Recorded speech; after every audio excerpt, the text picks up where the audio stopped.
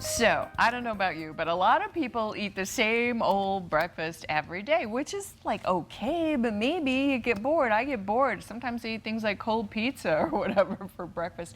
But I have someone who's actually an expert at variety, making your breakfast really fun and really healthy. So Rita Carey Rubin, she's a dietitian and an educator about diabetes and also the host of Yavapai Regional Medical Center's Your Healthy Kitchen. And we are now in our healthy kitchen, Rita. It is, and we've got some wonderful stuff here for breakfast. So variety, how do we get some variety in the same old thing? Yeah, you know, we do. We tend to eat. We're all creatures of habit, myself included. Yeah. You know, and especially around meals, you know, I think we always tend to go to we gravitate to the same things. And, yeah, like I don't know, eggs, toast, bacon, yep, you know, whatever. Yep. And I think I read recently that Americans eat the same. They develop their meals around the same 8 or 9 ingredients. Oh. Yes. So that's why it's boring. Yeah, yeah. We eat the same things. We eat wheat and corn and oats and potatoes, lettuce and tomatoes and beef and chicken and cheese.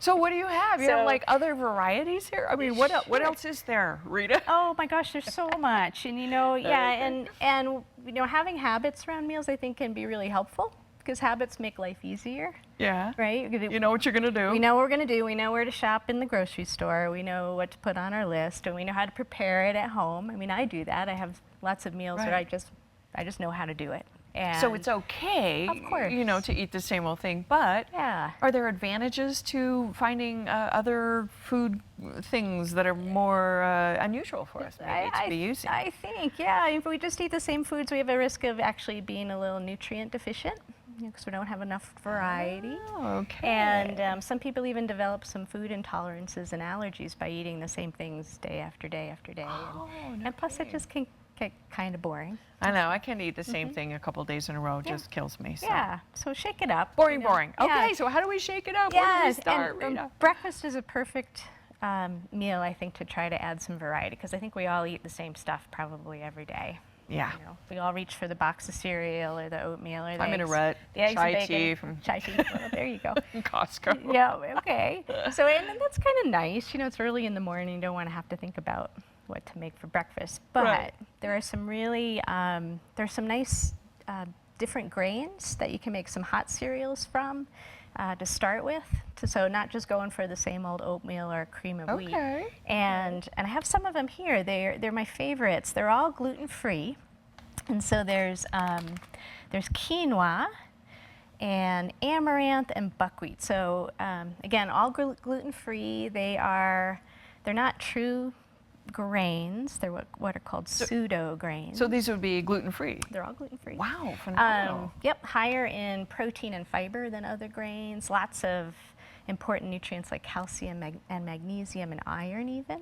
Oh, and they all make terrific hot cereals. They do. Quinoa, really, this red quinoa is almost, I mean, it reminds me of like the cracked wheat, I think it is, or something. I mean, it has some of a familiarity, you know, but it's different still. You're right, and it has a little bit of that crunch, doesn't it, when you cook it? The texture crunch for it. Okay, those are great. And yeah, quinoa can come in lots of colors. So this is a blend of red and black and white, and they're all very similar. Oh, colorful. So they're going to taste pretty much the same. Pretty much. But Yep. And still easy to fix. Easy to fix. Just boil them up, 1 to 2 or something, right? Yeah, so very simple. So I do 1 part quinoa to 2 parts water. And you get your water boiling. So there's a couple of cups of water there. And then, so a couple cups of water, a cup of quinoa. And the one thing I do with the quinoa is I like to rinse it real well. With a little bit of water under in the kitchen sink, because the quinoa has a little bitterness to it. There's a natural chemical that's on the outside of the grain. That washes it off. Washes it off and takes that little bit of a bitter edge. So throw that in there. And so this is a variation of a recipe that Jan Gotland. Our very own Jan Gotland from AZTV. Thank you, Jan. Yes, thank you, Jan. And so I've, you know, you can really tweak this in so many ways. So, so you can cook the quinoa with some spices to give it some flavor. So, Okay. a really nice one to cook with is star anise. Oh, it smells so Doesn't delicious. that smell? It's kind of like licorice, isn't it? Yeah, a little bit. Yep. Oh, yes. Kind of Smells like licorice. Licorice with a little bit of citrus kind of thing. I put this in Throw here? right in there. Ta-da. Okay. You can throw in some cinnamon sticks. Jan said one thing she cooks with also is vanilla bean. Oh, So you can throw love a it. whole vanilla bean in there. Oh my goodness. Okay. Other things you can throw in there, cardamom. This is Chinese 5-spice. Nutmeg. So any of those kind of sweet spices that you would normally Okay. put with oatmeal, you can put with the quinoa. And you just let this guy simmer, bring it to a boil, cover it, and let it simmer about 20 minutes.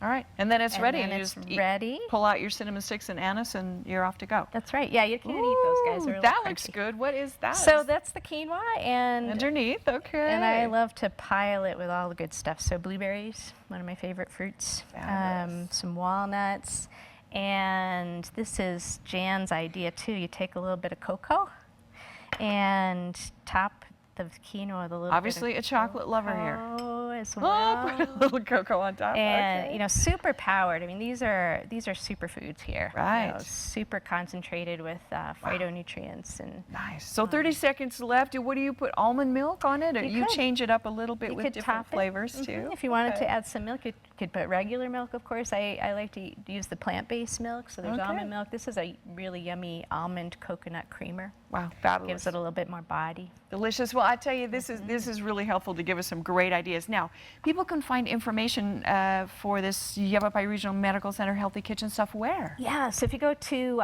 yrmchealthconnect.org and just scroll down and click on your Healthy Kitchen, there's a recipe for the breakfast quinoa. Yes. And you can also follow us at YRMC's Your Healthy Kitchen on Facebook. Fabulous. Delicious stuff always. Great ideas. Rita Carey Rubin, thanks so much for joining Sure. us. My pleasure. Wow. Always. Yes.